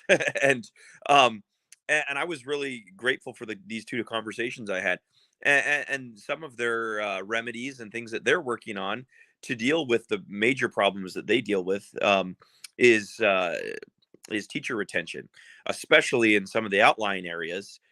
Teacher retention is huge, and so when oftentimes people come up from out of the state and take jobs up here, and then they go work in rural Alaska teaching, it is a huge culture shock and a huge life change. And all of a sudden, they're snowed in, the mail plane doesn't even come in sometimes in the villages, and they're like, oh my gosh, I can't take this, and they quit. And after they've already, sometimes developed relationships with the kids, etc. And so that's been detrimental, especially to the morale of some of the students, some of the other staff, some of the other teachers out in the rural areas. And so what these educators are trying to do is they're trying to incorporate more para-educators into the classrooms, people that live in the communities but have the ability to work part-time, or even some of it's volunteer, and they can be trained, and then they're helping the kids, and yet those people are local, so they're not just going to quit when it's cold and dark, and move away. They're going to be there throughout the kids' years in school, helping them, and being, again, paraeducators or assistants, or even sometimes teaching classes. And so that's what a lot of these more rural areas are moving towards, which I think is fantastic. These are the kind of ideas we need. We don't always just need to, throw more money at the problem. Right, because we're throwing the most in the nation, and yet we're still at the bottom of the barrel for scholastic achievement. So, I mean, I think that is proving not to be the good case. I've only got a couple minutes. I know you got to go here pretty quick, Elijah. So I do want to talk a little bit about the Constitutional Convention, which I know is going to be a question. You've already said that you're not in favor of the binding caucus. We've kind of gone over the Charter of Changes in the past, and you're in support of those principles. But let's talk about the con.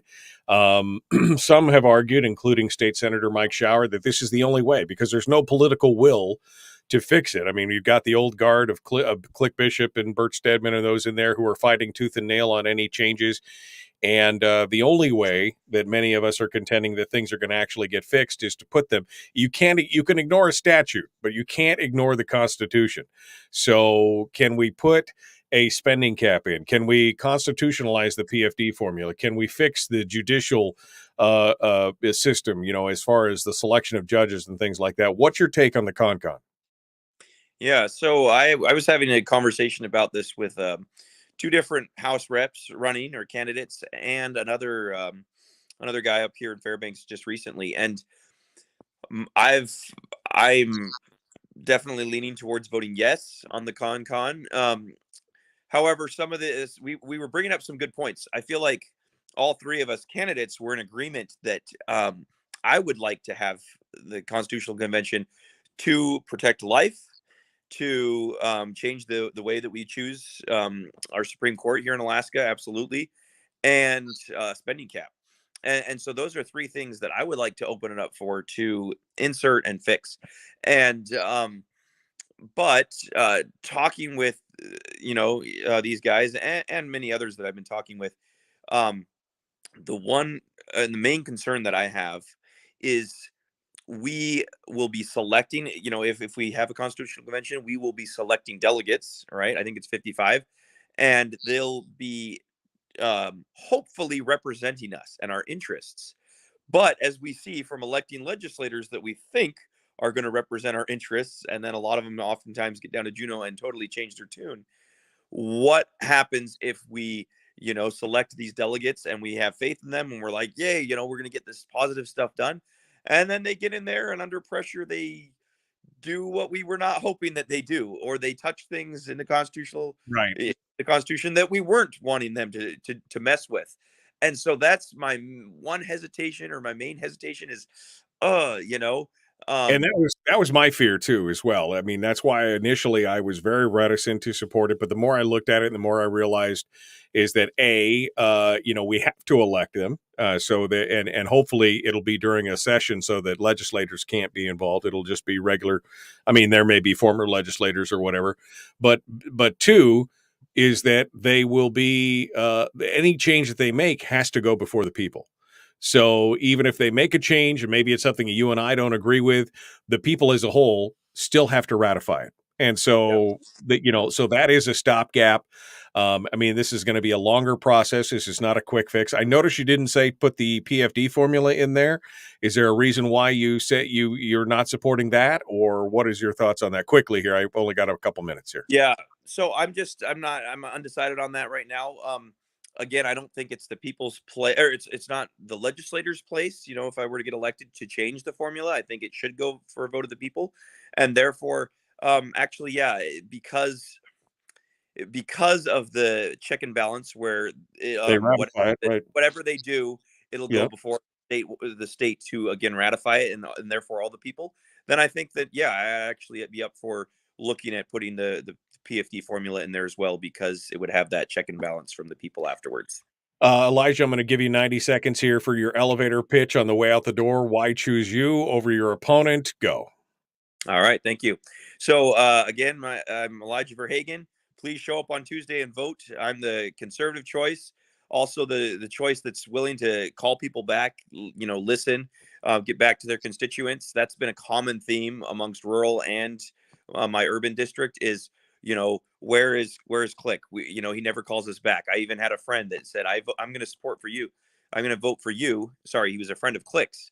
And he said, I've known Click for a long time, but he said, I'll get back with you on this. Never did. And we're friends. So he's like, you have my support. If you're going to be a legislator, you need to be listening. You need to get back to people. So I'll be doing that. I'm going to be fighting for rural Alaska. I'm going to be fighting for the Fairbanks area. And I'm a fiscal conservative. And I would urge you to go to my website. It's verhagenforsenate.com. And if you can make a donation, that'd be great. But more importantly, please get out on Tuesday and vote, and bring your friends. Thank you. All right. Well, thank you so much, Elijah Verhagen. Appreciate you being part of the show today. Folks, we're out of time. We got to go. We're going to continue here in just a moment. One final segment. We'll open the phone lines up, take some phone calls. That's directly ahead. The Michael Duke Show. Common sense, liberty-based, free thinking radio.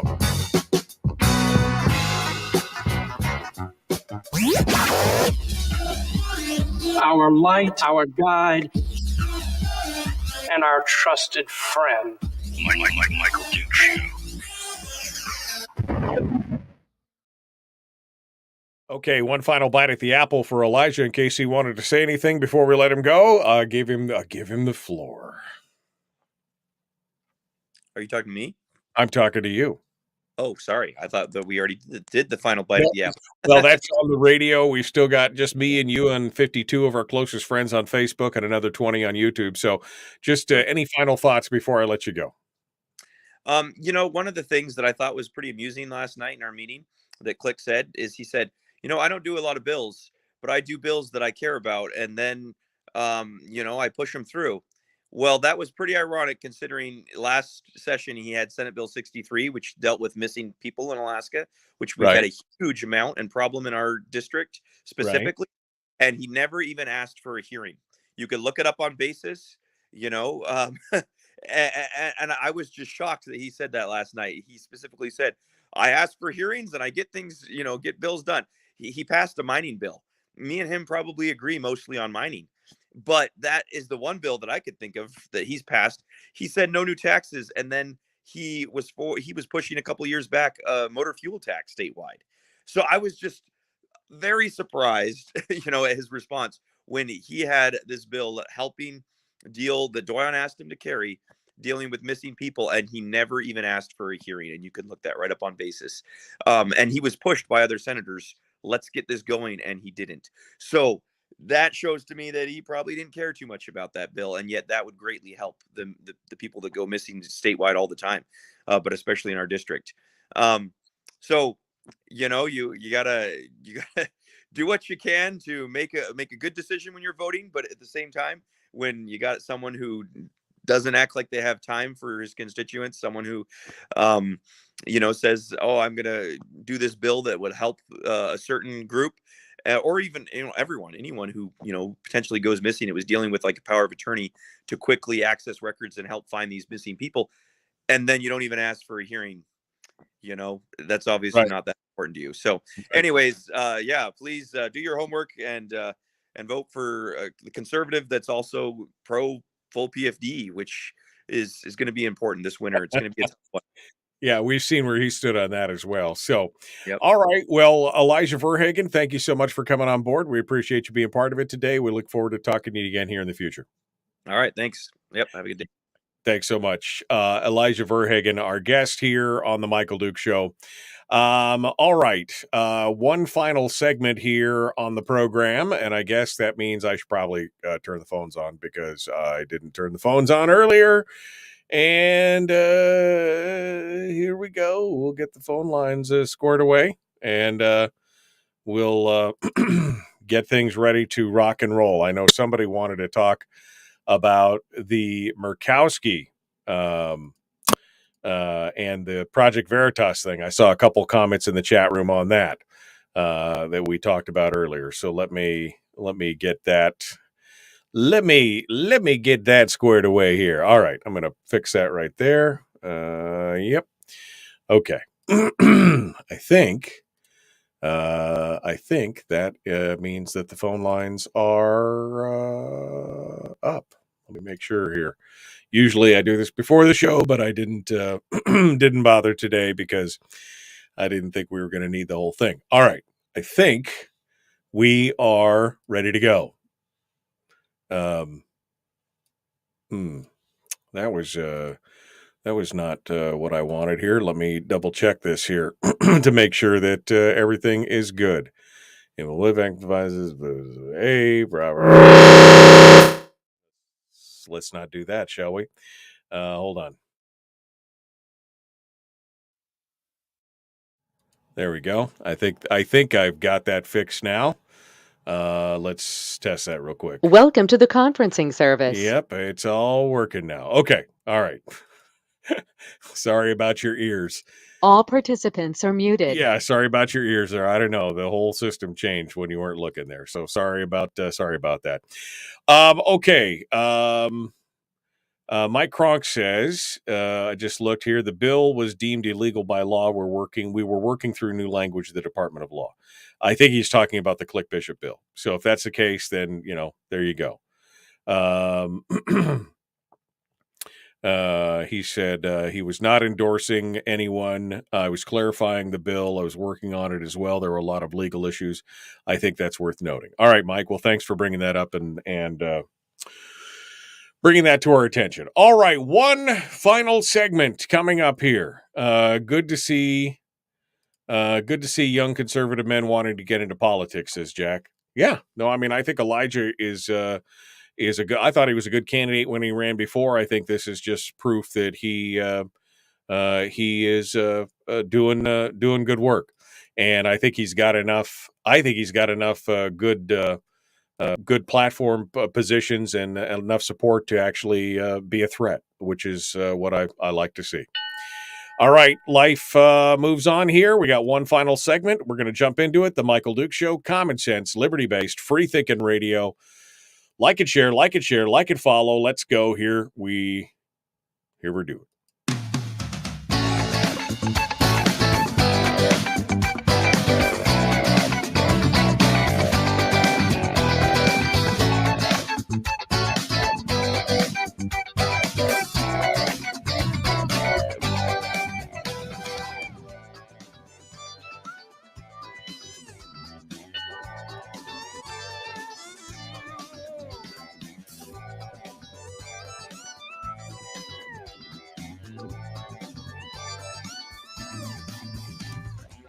Okay, we're ready to go here. One final segment of the show. Thanks for coming in and joining us. We're ready to get our stuff on, get things going on. We're about to jump into it with you, the listeners. Phone lines are open at 907-433-3150. To me, it's just amazing, as Elijah was describing the meeting with us last night, from last night that he attended, that kind of just the arrogance and the again, the politician's disease that we were talking about with people like Click Bishop and company, where they basically say, well, I just don't have time, or I've answered that question, or I don't have time to give you my spiel. Just ask me the questions and let me get it over with. That's insane. I mean, that just shows, if nothing else, that just shows a real lack of, you're not in touch with your constituency at that point. If that's it. These people showed up to ask questions and to pick your brain, and when you tell them, I'm sorry, I don't have time to do that, or you say, I've answered that question, I'm not going to answer that question anymore. What? I mean, you chose this office, Jack. You chose to run for this office, and now you're telling me you ain't got time for me? I mean, that's an immediate no from me, right? I mean, that's just an immediate, I'm sorry, we're done at this point. That's insane. But that's the ideology. That's the philosophy of, well, I know better than you, and so why are you bothering me, kid? I'm over here doing your work. Just stay away. I don't need to talk to you anymore. It's crazy stuff.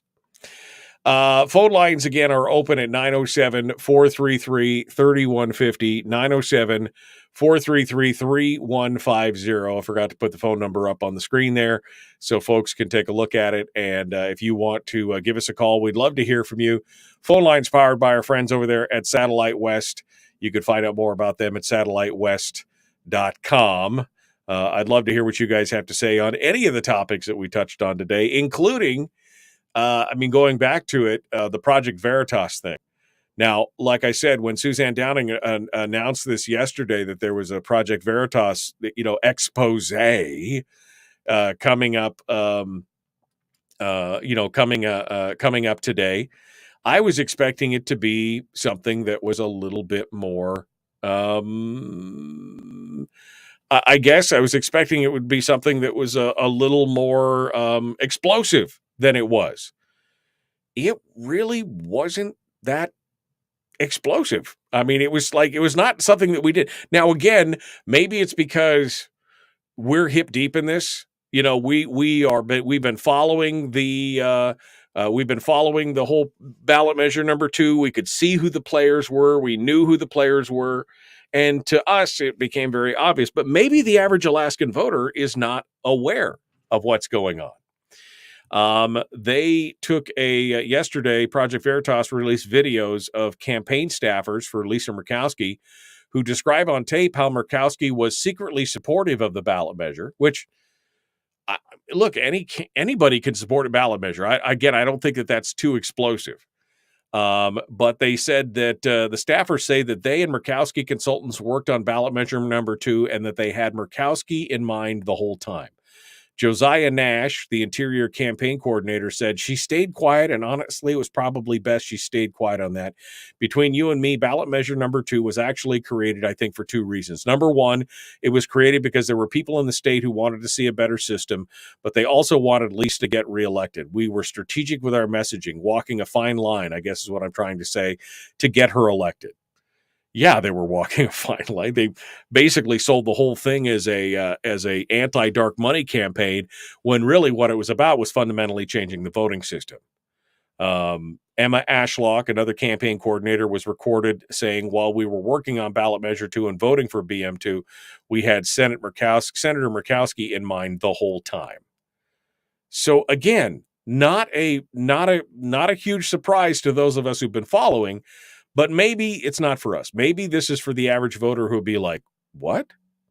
Maybe that's what it's all about. Let's go to the phones and get your thoughts on it. Good morning. Who's this? Where are you calling from?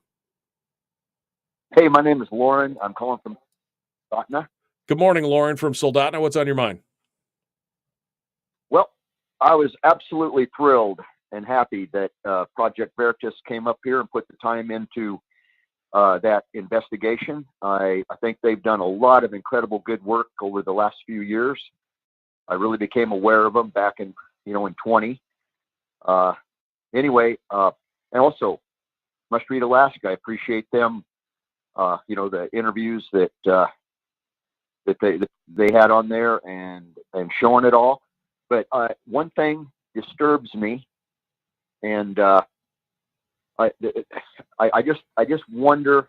I was shocked when I saw Bernadette Wilson, the head of Americans for Prosperity. Right. She was running interference for Murkowski. That I was shocked and I was disappointed. It makes them kind of suspect to me. Well, what do you say? How is Bernadette running interference? What do you mean? While she was there at the event, or what? I don't have a lot of time here, but what do you mean? Okay, at the event there, where at the gas thing, thing there at the Tesoro, where they were, right, rolling back the prices, back right, Trump's energy policy. When Project Veritas was trying to show the video of talking to Murkowski's staff, Bernadette was pushing them away, getting between them. She was, if you haven't seen it, go watch it. She was definitely running interference and trying to prevent the journalists, the investigative journalists, from talking to and showing the video of Murkowski's staff talking to him. Mm-hmm. Well, first of all, I wonder, why would Lisa Murkowski show up to this event? Because she's not Americans for Prosperity is a very conservative organization. Lisa Murkowski is not. Was she invited, or did she just decide to show up? I have met Bernadette. I know her a bit. I kind of familiar with her. I would think more that maybe she was trying to save the event or save the embarrassment of all this stuff going on more than anything else. My first question, though, again, still remains, why did Murkowski show up? I know that they didn't invite candidates there, so she just show up on her own, and that Bernadette was trying to diffuse it. I don't know. Maybe we can find out. But Lauren, I don't know as it means what you think it means at this point. But again, my first question was, Murkowski just shows up at this event and tries to, steal some of the limelight of the Thunder. Interesting stuff. But Lauren, thank you for your call. I'm out of time for today. Tomorrow is Firearms Friday, folks. Thanks for coming in. We will see you tomorrow.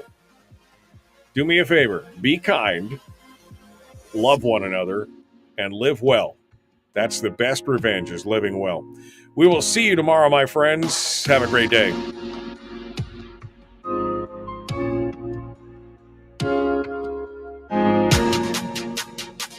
Yeah, that was my first question when I saw that Lisa Murkowski showed up. Is it her right to show up? Sure, but is she? This is an event put on by somebody else. You're basically going to crash the gate and try and come on and campaign, especially to a bunch of people who are probably not your friends. Yeah, maybe she just wanted to show up for cheaper gas. I don't know, but she was offering to buy people sodas, and the whole thing is weird. The whole thing is just weird. But yeah, I don't think Bernadette was trying to get involved there to silence Veritas. I think she was there for AFP to try and keep that event on track and not let it get sidelined by some kind of circus sideshow. Anyway, folks, I appreciate you coming on board. Love having you in here. We will see you tomorrow. Have a great day, folks. We'll see you then.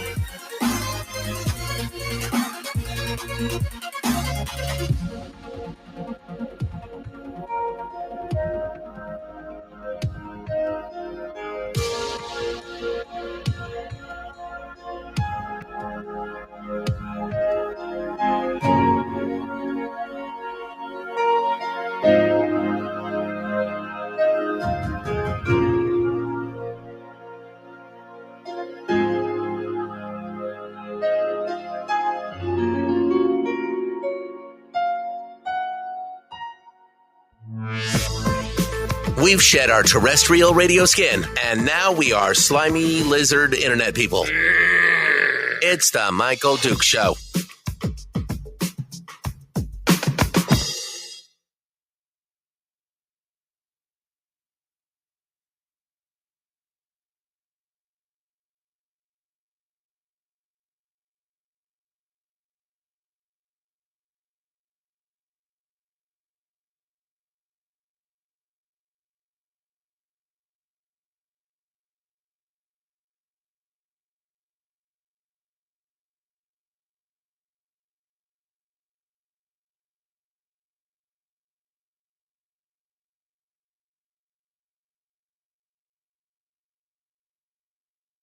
It was